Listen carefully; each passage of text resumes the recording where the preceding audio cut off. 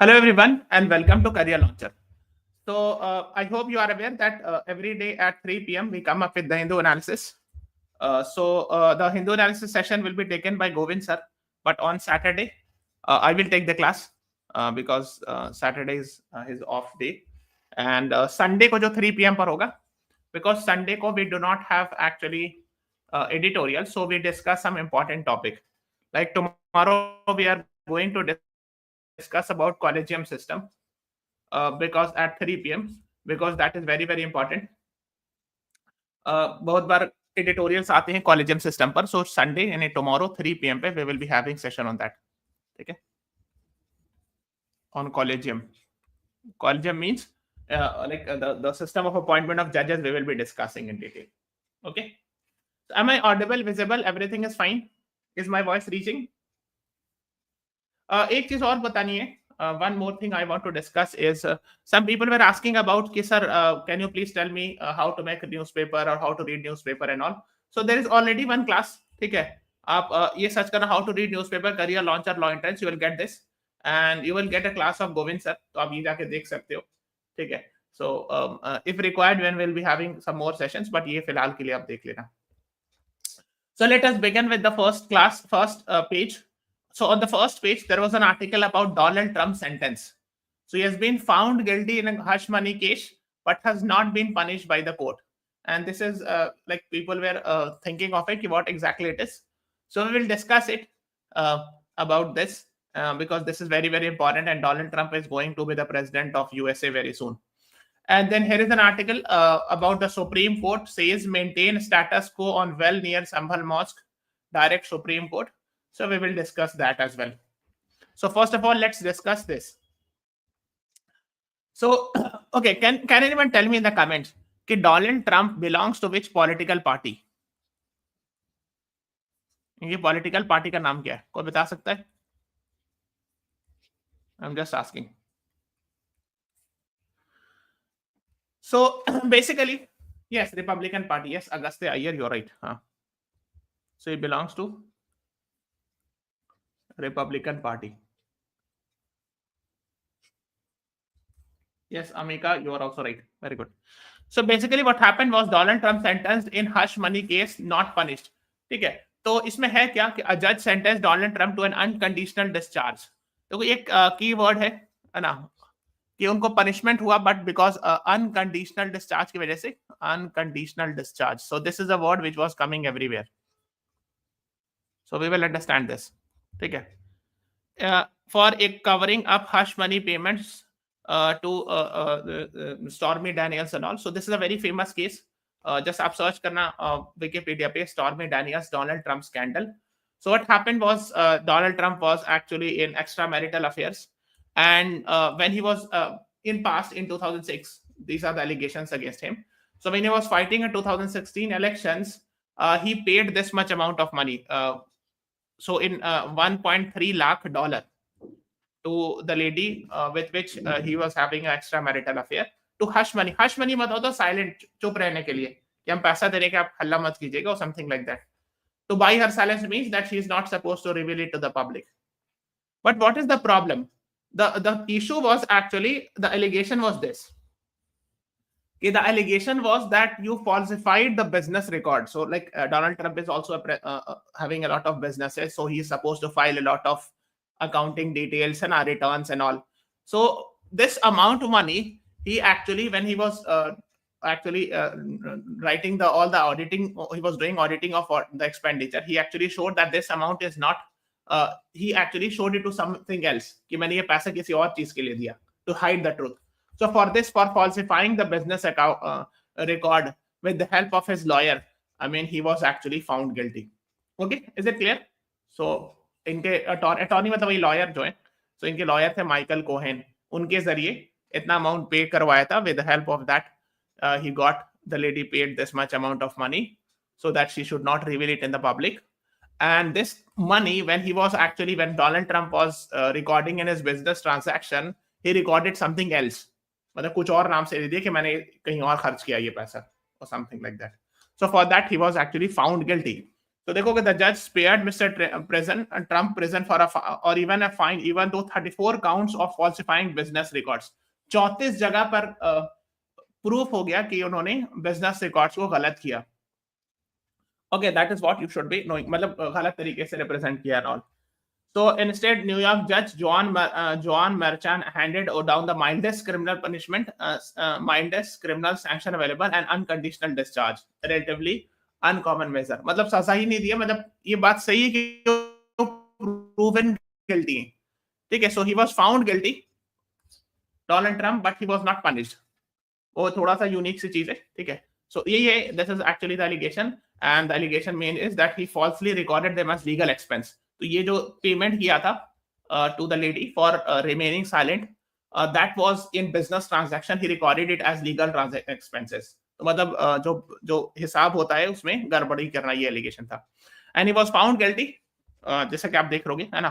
But जब जज सजा सुना रहे थे, so he gave actually unconditional discharge.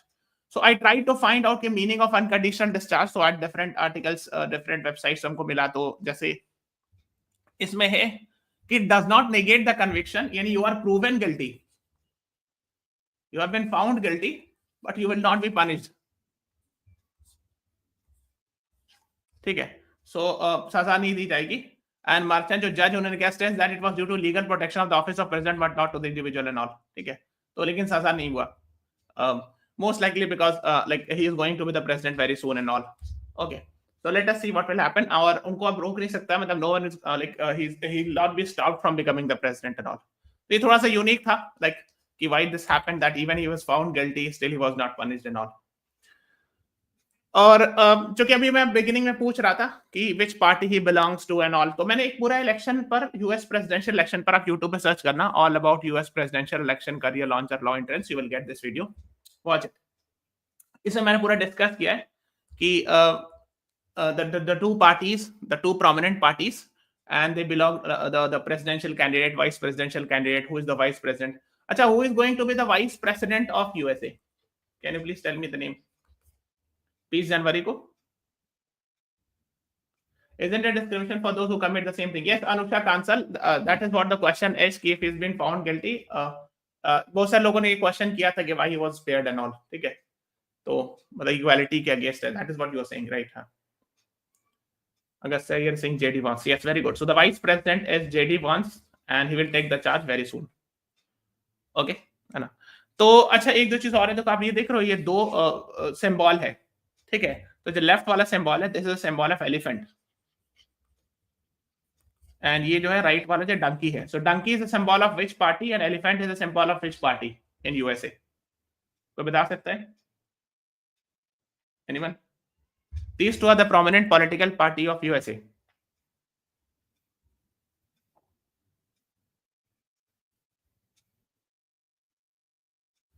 So donkey is of Democrat, elephant Republican. Yes, Agastya, you're right.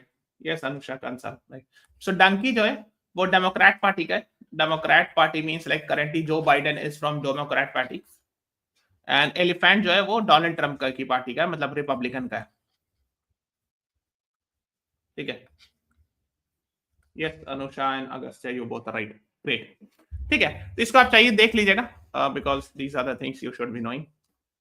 Now, first page में एक और आर्टिकल थी, maintain status quo on well near Sambhal mosque, direct supreme court. Status quo का मतलब है जैसा है वैसे रखना है, नो चेंज। मींस अब ये कोई चेंज नहीं कीजिए, मतलब जो संभल मॉस्क है, Sambhal is actually a place in west UP, it is a place in Uttar Pradesh. Okay, so there have been some controversy regarding it. So in the premises there is a well, यानी कुआं है, okay. So उसमें कुछ था, मतलब there was some disputes and all. So the Supreme Court has currently said अभी कि अभी स्टेटस को मेंटेन करना है, मतलब उसमें कोई चेंज नहीं करना है, यानी कुछ ना उसमें कुछ सर्वे करना है, ना इसको तोड़ना है, ना इसको हटाना है, नथिंग टू डू। स्टेटस को मींस जैसा है वैसे रहने देना है, that is what the supreme court has said, okay.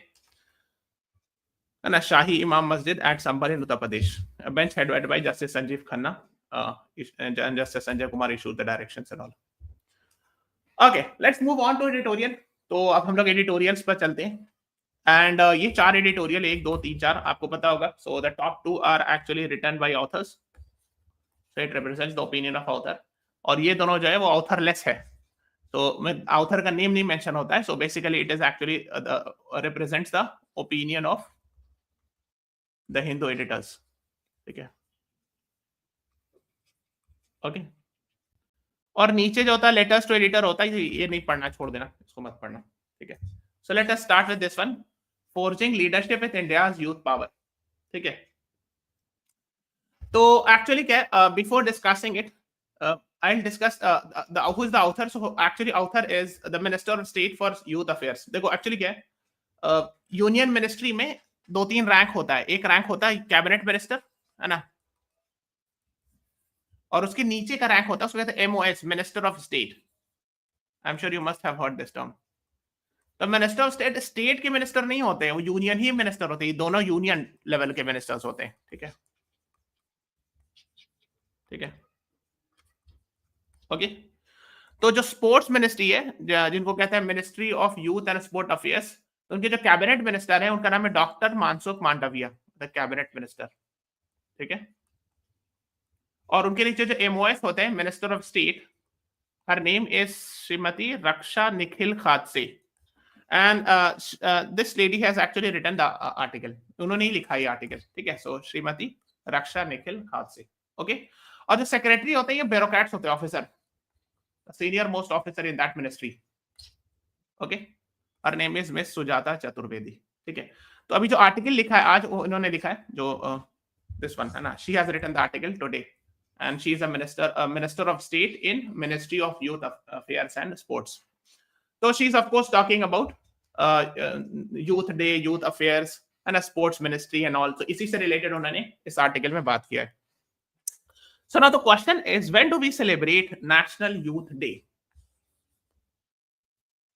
and why? And why on this day?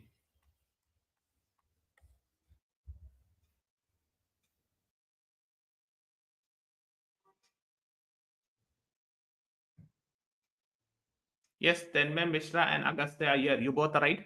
But please tell me the reason also. I'll be very happy if you tell me the reason.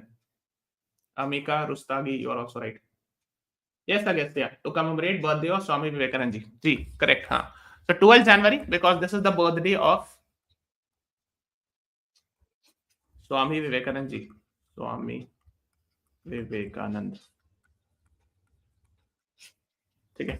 So D is the right answer to this question. तो उन्होंने beginning में ये लिखा article की शुरुआत में, है ना, देखो, every year 12th January is celebrated actually as National Youth Day to commemorate the birthday of Swami Vivekananda ji. The Vixit Bharat Young Leader Dialog is an innovative one. देखो, what is Vixit Bharat का concept? Vixit Bharat is developed India. So this is India's target to become Vixit Bharat by 2047. ये target है. कैसे target हुआ set, देखो मैं बताता हूँ. 1947 इंडिया इंडिपेंडेंस, है ना, इंडिपेंडेंस डे. फिर अगर आप 75 ऐड करोगे तो 2022, है ना. तो this was 75 years of independence. ठीक है. फिर 2022 से लेके 2047 is the next, this is India at 100 years of independence, है ना. सो 2022 से लेकर 2047 तक है. इस डेट को कौन सा पीरियड कहते हैं? What is that called? This is a specific term used by the government from 2022 to 2047.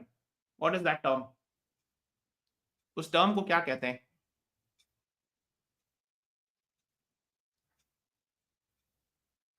This period has been defined by government as Amrit Kal. सब term पता होना चाहिए. ठीक है. So that is what you should know. So currently we are in 2024, so it's a part of that Amrit Kal and all.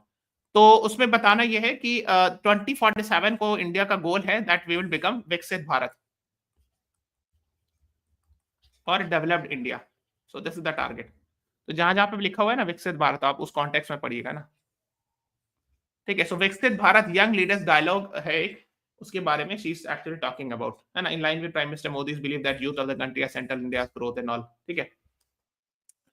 Then the dialogue, तो इस dialogue की बात करें, है ना, विकसित भारत यंग इंडिया डायलॉग. ठीक है. इसके बारे में उसमें विकसित भारत क्विज वगैरह भी होगा, ठीक है ना, डिजिटली बाय माई भारत प्लेटफॉर्म, माई भारत ऐप है, माई भारत वेबसाइट है, उस पर आप जाके क्विज अटेम्प्ट कर सकते हैं ऑल, ठीक है। So these are the things being talked about. और जो टॉप स्कोरर होंगे वो सेकंड स्टेज में जाएंगे, उनको एसे और ब्लॉग लिखने को कहा जाएगा, है ना, ऑन थीम सच एज विकसित Bharat and empowering youth and all. तो इस पर आपको अगर आप फर्स्ट स्टेज क्रॉस कर जाओगे, so in second stage you can write essay and blog etcetera, ठीक है। So these are the things you should be knowing. The best teams from each state advance to the fourth and the last stage, है ना। फिर third stage में कि there will be participation at the state level, ठीक है। फिर fourth में है कि नेशनल लेवल पर विकसित भारत नेशनल चैंपियनशिप होगी, फोर्थ स्टेज, ठीक है। और ये फोर्थ स्टेज कहाँ होगी? भारत मंडपम में 11 to 12 जनवरी 2025। तो ये 4 स्टेज में ये वाला विकसित भारत यंग लीडर्स डायलॉग हो रहा है, ठीक है। मतलब एक तरह से टेस्ट टाइप का हो रहा है, लोग पास करते जाएंगे, so they will get some award and all, ठीक है। तो भारत मंडपम जो है, दिस इज भारत मंडपम, जहां पर फोर्थ स्टेज यानी फाइनल होगा, ठीक है, Viksit Bharat national championship, okay, for students and all. तो this is actually Bharat Mandapam. Why it is important, why it is famous? कोई बता सकता है इसके बारे में कुछ भी? Bharat Mandapam, this you will find it in Pragati Maidan. Pragati मैदान is a ground. You will find it in Delhi, just near to Supreme Court of India. ठीक है। तो why it is important? Because here G20 summit हुआ था. I'm sure you must have heard about. हाँ, G20 summit held, yes, Agastya. तो जब G20 summit हुआ था, it actually happened in अक्टूबर नवंबर में हुआ था ना, 2023 सितंबर में हुआ था, सॉरी, सितंबर 2023 में। So this is what you should be knowing. दूसरी बात आपको बताना है कि when G20 summit happened in 2023, what was the theme? Theme क्या था उस वक्त का? और मोटो जो भी कह लो आप, because it was very much in the news. Even today it is very much, you should know. आज ही पता होना चाहिए। और भारत मंडपम के आगे जो है ये नटराज की मूर्ति है, ठीक है। सो Nataraj is there. This you should know. Yes, Agastya, very good. So the theme of G20 summit 2023 was Vasudev Kutumbakam. उसका मतलब Vasudhaiva Kutumbakam, which means one earth, one family, one future. English में लिखा हुआ with translation, one earth, one family, one future, ठीक है। So this you should know. Fine. Let's move on further. So the author is talking about National Youth Festival being organized and all. And the focus this year is on youth for sustainable development. ये main theme है जो national youth festival का जो theme है, ठीक है, youth for sustainable development. अब आपको ये समझना पड़ेगा कि सस्टेनेबल डेवलपमेंट होता क्या है, that she is talking about. तो नेशनल यूथ फेस्टिवल का जो थीम है वो है youth for sustainable development. Now देखो, एक तो है सस्टेनेबल डेवलपमेंट का जो सिंपल मतलब है, ठीक है, सस्टेनेबल डेवलपमेंट मींस कि development done in such a way, sustainable development means development done in such a way that should not harm the environment, है ना, harm environment and deplete resources for future generation. Now, what is the meaning of this? ठीक है, 2023 नहीं, 10 हमेशा अब नहीं important होगा। G20 2023 summit जो है 2026 के लिए नहीं इंपॉर्टेंट होगा, but Vasudhaiva Kutumbakam will be important, I will tell you why, ठीक है। तो सस्टेनेबल डेवलपमेंट जो है उसका मतलब होता है कि आप ऐसे डेवलपमेंट करिए कि मिनिमम से मिनिमम इन्वायरमेंट डैमेज हो और रिसोर्सेज का ओवर यूटिलाइजेशन नहीं हो, बस इतना यूटिलाइजेशन हो जिससे इस जनरेशन का काम चल जाए, ताकि फ्यूचर वाली जनरेशन के पास के लिए भी रिसोर्सेज छोड़ना है। That's the idea. ऐसा नहीं कि सारे रिसोर्सेज इसी जनरेशन में यूज कर लिया। So basically the sustainable development is that yes, we have to use like है ना, unnecessary consumerism नहीं होना चाहिए ना, जिसको कहते हैं ना consumerism.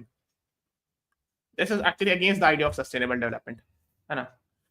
और इंडिया का कमिटमेंट है टुवर्ड्स सस्टेनेबल डेवलपमेंट गोल्स, ठीक है। So what is the SDG? Sustainable development goals के लिए I am planning to have a separate session. ये है, दीज आर एसडीजीज, ठीक है, 17 सस्टेनेबल डेवलपमेंट गोल्स हैं set by United Nation. So most likely Monday Tuesday Wednesday को किसी दिन I will have a separate class on sustainable development goals, ठीक है, तो उसमें मैं डिटेल में एक्सप्लेन करूंगा. So these are 17 sustainable development goals. Please read it and most likely the next week we will be having a session for that. ठीक है, okay. तो इसी को बता रहे, ठीक है ना, national youth festival and all, that is what she is talking about, है ना. फोकस ऑन यूथ लीडरशिप, है ना, डिजिटल एंटरप्रेन्योरशिप, सस्टेनेबल लिविंग, है ना. तो यूथ को कैसे लीडरशिप स्किल सिखाया जाए. डिजिटल एंटरप्रेन्योरशिप का मतलब है कि बिजनेस प्रमोट किया जाए थ्रू डिजिटल मींस, है ना. अब तो सब चीज ऑनलाइन हो गया, so a lot of business can be done on in online mode. ठीक है, सस्टेनेबल लिविंग का मतलब ये होता है इन्वायरमेंट फ्रेंडली लिविंग हो, unnecessary we should not do wastage and all. That's the very idea about it, है ना. Then she is talking about tech and innovation में टेक फॉर विकसित भारत, कि टेक्नोलॉजी को कैसे यूज किया जाए हेल्थ सेक्टर में, एजुकेशन में, एग्रीकल्चर में, अर्बन डेवलपमेंट में. So these are the things you should be knowing. ठीक है, फिर एक स्कीम है मेरा युवा भारत, है ना. Autonomous an autonomous body under ministry of youth affairs and sports plays an instrumental role in shaping and guiding the direction of national youth festival. ठीक है, सो MY भारत इसका नाम है, मेरा युवा भारत. पोर्टल लॉन्च किया गया, ठीक है, अगर आप देखोगे first for last year launch किया गया था. सो इसमें ये the PM Modi launch Mera Yuva Bharat platform for youth in the country on national unity day 31 October 2023 को लॉन्च किया गया था. सो दिस पोर्टल मतलब वेबसाइट है एक तरीके, है ना. It is envisioned as a pivotal technology driven facilitator for youth development, यानी, ठीक है, उसमें वेबसाइट अगर आप जाओगे उसमें सर्च करना MY भारत या मेरा युवा भारत, उस वेबसाइट पे जाना, you will get to know कि how with the help of technology actually it can promote and create awareness among youth and youth development. ठीक है, इसको फिजिटल कहा गया, फिजिकल प्लस डिजिटल. मतलब देखो, स्पोर्ट्स तो अगर आपको फिटनेस रखना है तो फिजिकली फिट भी रखना है, प्लस डिजिटल माध्यम, यानी कि जैसे ऑनलाइन जब वेबसाइट है ना, MY भारत या मेरा युवा भारत, उसमें बहुत सारी चीज दी हुई रहेगी कि आपको कैसे फिट रहना चाहिए, है ना. सो उसके बारे में पूरा डिस्क्रिप्शन होगा. So just go and check this website, you will get to know more about it. ठीक है, for youth and all, specially for youth this website is. ठीक है, तो इसी को उन्होंने बात किया है. Now let's move on to side article. Side में एक आर्टिकल थी and I have told you, जहां पर भी एडिटर का नाम नहीं, मतलब ऑथर का नाम नहीं लिखा है. So this is actually written by editors of the Hindu newspaper. So basically they are talking about again chasing the truce. Truce मतलब होता है trying to like come up with some negotiation, है ना. Negotiation with ensuring peace during war, कि जंग है, जंग को रिड्यूस स्टॉप कर दी जाए और पीस में ले आ जाए. That's the idea of truce. So Israel's Netanyahu means prime minister Netanyahu of Israel is keener on his government survival than on peace. तो इसमें एडिटोरियल ये लिख रहे हैं कि बेंजामिन नेतन्याहू को अपनी गवर्नमेंट बचाने से, सरकार बचाने से ज्यादा इंपॉर्टेंट है. He is very much concerned about saving his own government rather than ensuring peace or stopping the war. That is what the author says.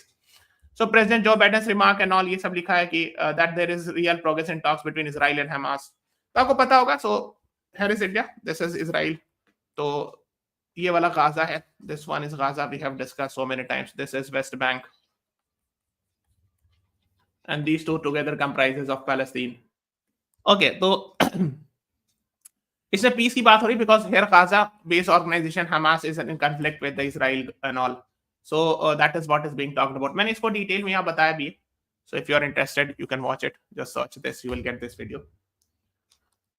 Okay, so that is what इसमें बात हो रही है कि प्रेसिडेंट जो बाइडेन ने कहा कि there is progress towards ceasefire, कि ceasefire हो जाए. ceasefire मतलब वही होता है कि दोनों तरफ से लड़ाई बंद हो जाए. And hostage deal means because Hamas is having a lot of hostage, Israeli hostage, तो deal हो जाएगा तो वापस करने का, exchange of hostage and all. So that is what it says. But अभी तक कुछ ऐसा practically हुआ नहीं. Only Joe Biden has said this. That is what is in the news. This Hamas is an obstacle while Qatari Egyptian official who were involved in the talks say Israel Prime Minister refusal to agree and all. So Joe Biden ने कहा कि Hamas की वजह से नहीं हो रहा है agreement, whereas Qatari and Egyptian officials have said that Israeli Prime Minister Benjamin Netanyahu is refusal to agree to anything more than temporary ceasefire is the main hurdle. So both are accusing. So Biden is accusing Hamas, whereas Qatari and Egyptians are saying that Israeli Prime Minister Benjamin Netanyahu is responsible for not having talks. So ये है कि accusations, counter accusations, these are the things being happening and all. So ये आपको पता होगा 7th October 2023 attack happened from Hamas and all. So these are the things being discussed. Okay, वैसे मैंने सारा डिटेल यहाँ बताया है. One more thing, दो चीज बतानी थी. There is something called as ICJ.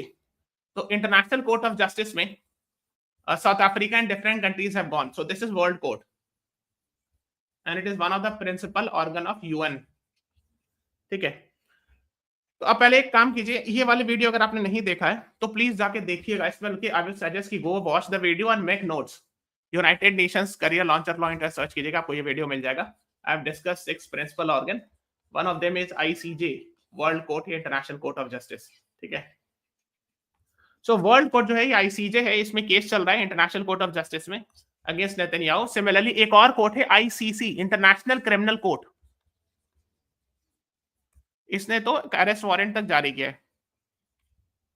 So international criminal court has issued arrest warrant against Netanyahu and former defence minister. तो जो इंटरनेशनल क्रिमिनल कोर्ट है, this is not link with United Nation. ये अलग रोम statute के अगर अंदर बनाया गया स्टैट्यूट के अंदर 2002 में. It is not very much link with ICJ. ICJ is link with United nation. ठीक है. तो ये दोनों में केस चल रहा है ना. राइट्स ऑर्गेनाइजेशन, मतलब human rights organisation like Amnesty International to HRWA are accusing Israel of genocide. Human rights watch HRWA कहते हैं. इन दोनों ऑर्गेनाइजेशन ने इजराइल को जेनोसाइड के लिए एक्यूज किया है, that Israel is doing genocide in Gaza and all. So and there is complete disregard for international law etcetera. है. So this is what actually is in the news. तो ये वाला video देख लीजिएगा आईसीजे के लिए. ठीक है. और दोनों का headquarter ICJ and ICC both are headquartered in the Hague. Where is India? This is Europe. तो यूरोप में यहां पर एक जगह है नेदरलैंड, और नेदरलैंड में there is a city called as the Hague.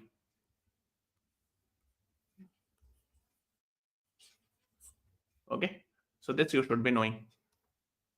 Now, second half में नीचे आर्टिकल थी India's journey so far on the AI military bandwagon. So basically, she is talking about artificial intelligence, use of artificial intelligence in military. तो AI के बारे में तो सबको जानते होंगे. I hope you are aware. Means artificial intelligence is now one of the disruptive technology, है ना. So तो उसमें ये बता रहे हैं. So as the world has begun utilizing an artificial intelligence for military purpose, India also appears to have hopped on the bandwagon. मतलब पूरी दुनिया जो है, the entire world is using AI. So in fact, India is also deciding to use, है ना, कि AI use किया जाएगा. डिफेंस बजट है ना, so we have seen 6.21 lakh crore of defense budget, है ना, with an emphasis of modernizing and upgrading India's military. ठीक है. तो इंडिया के मिलिट्री को अपग्रेड किया जा रहा है, आर्टिफिशियल इंटेलिजेंस यूज किया जा रहा है. Products such as Indrajal. Indrajal is actually एक तरह का ड्रोन है, अगर आप देखोगे ये वाला, है ना, from green robotics is a Hyderabad based firm. तो इसने इंद्रजाल ड्रोन्स, है ना, ड्रोन्स, यूएवी या ड्रोन्स जिसको कहते हैं, this is unmanned aerial vehicle और समटाइम्स कॉल्ड एज ड्रोन. ये सब लाया गया. So now they are using artificial intelligence in drones and technologies and all. Similarly Microsoft ने एक $3 billion अग्रीमेंट किया है with Telangana to build data centers in Telangana. ठीक है. So ये सब she is actually the author is talking about these examples. ठीक है. Then utility of AI for military purpose and all, like artificial intelligence का use. ठीक है. So इसमें और the biggest issue, हाँ,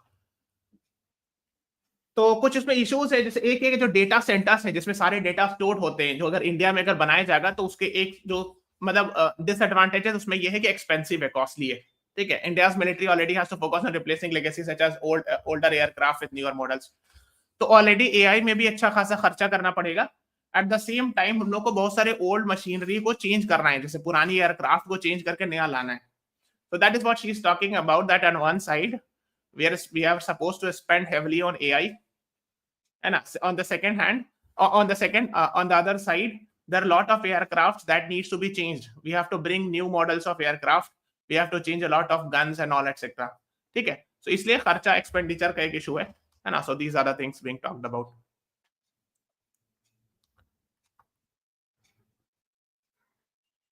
हाँ, फिर बता रहे कि जो पॉलिसीज और एआई है वो उसमें भी अभी issues, I mean like there is no are still fragmented, माने क्लियर कट पॉलिसीज अभी तक उतना परफेक्ट नहीं है. So that is what she is talking about, national strategy for artificial intelligence and all. इसमें अब इतना डिटेल नहीं जाना है, ठीक है ना. No need to go in detail and all. हाँ, ठीक है. सो Israel and China have been using more rapidly the use of artificial intelligence. ठीक है।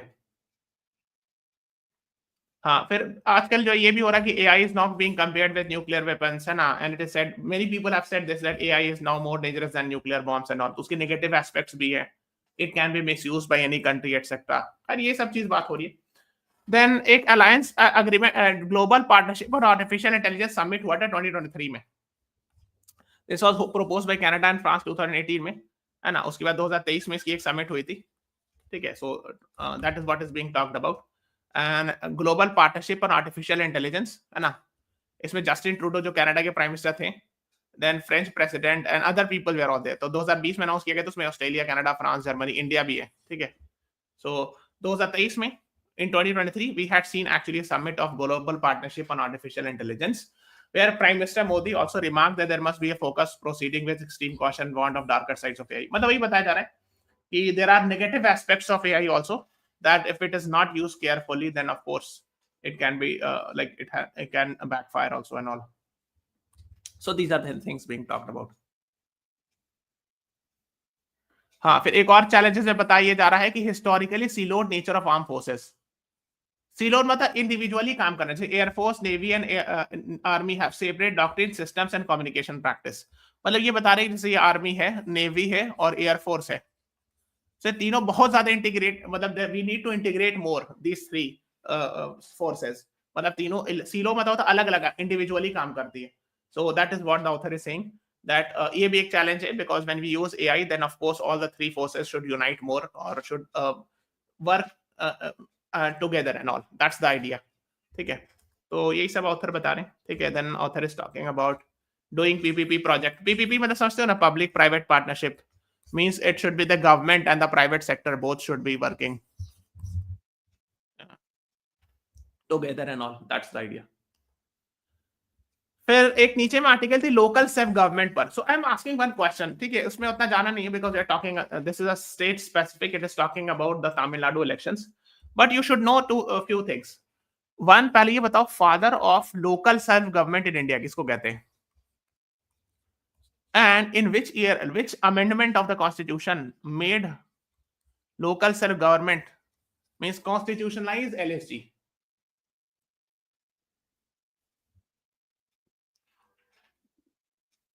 Can you tell me?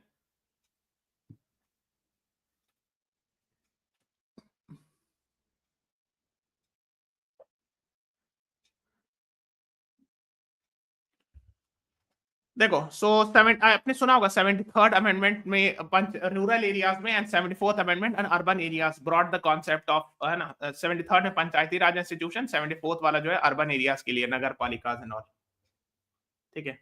So these are the two amendments that were brought, ठीक है, ये आप दोनों को पता होना चाहिए।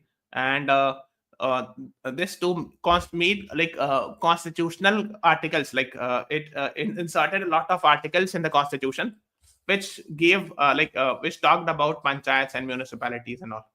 तो 73rd अमेंडमेंट जो है वो पंचायत से रिलेटेड है, इन रूरल एरिया। 74 जो है म्यूनिसिपैलिटीज, अर्बन एरिया से रिलेटेड है, तो लोकल सेल्फ गवर्नमेंट्स, ठीक है। So this you should no. Lord Ripon, very good Agastya, great. हाँ, 73rd 74th अमेंडमेंट, हाँ, ठीक है। तो इसी की बात हो रही है, आपको पता होना चाहिए ना। एक और आर्टिकल थी, supreme court dismisses plea challenging law on women's reservation. अच्छा, जब नया पार्लियामेंट बना था, हाँ, 11th schedule talking about powers of local government, right, Agastya। So the first bill that was passed was women's reservation bill, या नारी शक्ति अधिनियम कहते हैं। So which amendment was that? कौन सा अमेंडमेंट था? और एक क्लैट में क्वेश्चन आया था इस पर, पूरा एक पैसेज था 2025 में, entire one passage was on it।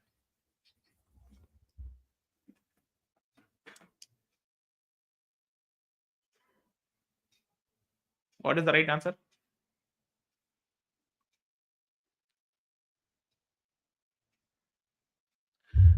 So the answer is 106th amendment। इसमें लिखा हुआ है इस आर्टिकल में, आप पढ़ोगे तो। So 106th amendment, yes, Tanmay Mishra and Agastya, you both right। नारी शक्ति वंदन अधिनियम। So it is supposed to provide 33% reservation for women in Lok Sabha and legislative assemblies। legislative assembly मतलब जो MLAs के लिए, है ना, और ये लोकसभा MP के लिए, ठीक है, ये पता होना चाहिए,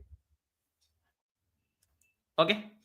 है ना. तो supreme court dismissed the petition in 2023 for 33% reservations and all, which is 106th Amendment Act. किसी ने इसको चैलेंज किया था लेकिन सुप्रीम कोर्ट ने रिजेक्ट कर दिया. बस इसमें ज्यादा डिटेल नहीं जाना, you should know about this.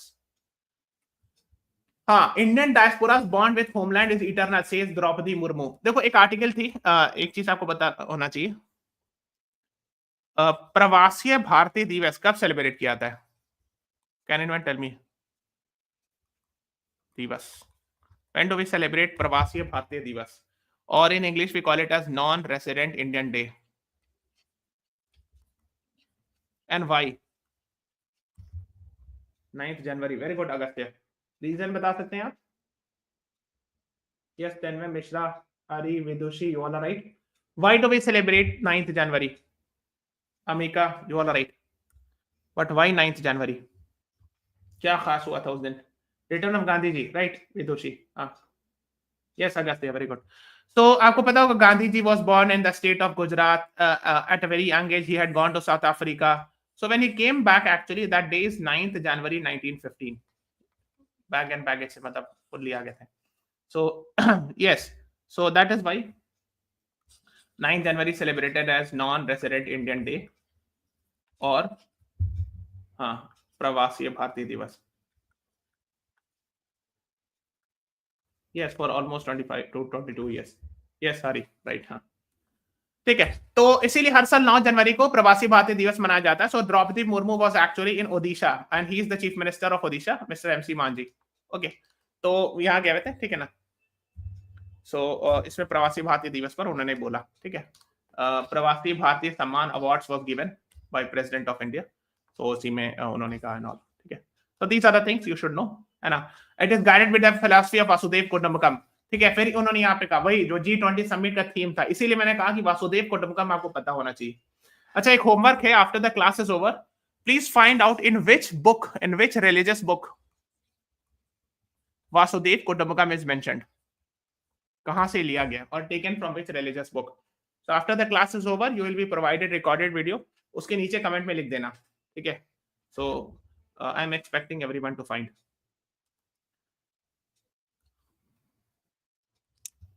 फिर एक और आर्टिकल था 2024 was the first year to breach on global warming limit. इसमें ना आप ये कीजिएगा कि ग्लोबल वार्मिंग की जो लिमिट है 1.5 डिग्री सेल्सियस का, ये मैंने इस पर मैंने इस आर्टिकल इस वीडियो में मैंने पूरा बताया है. पेरिस क्लाइमेट एग्रीमेंट का 1.5 डिग्री सेल्सियस और 2 डिग्री सेल्सियस वाला लिमिट टारगेट. सो ये आर्टिकल, ये वीडियो जरूर देखिएगा, इसको सर्च कीजिए, go and watch this video, ठीक है. So this is all about today's class. ये होमवर्क है, ये आपको बताना है. After the class is over नीचे कमेंट में आंसर करना है. क्लास ओवर होने के बाद रिकॉर्डेड वीडियो मिलेगा, उसके कमेंट में आंसर करना है कि कौन सा रिलीजियस बुक से वासुदेव कुटुंबकम लिया गया है, ठीक है. So currently I am not giving you the answer, ठीक है. So this is all about today's class. Thank you everyone, thanks for watching, have a nice day.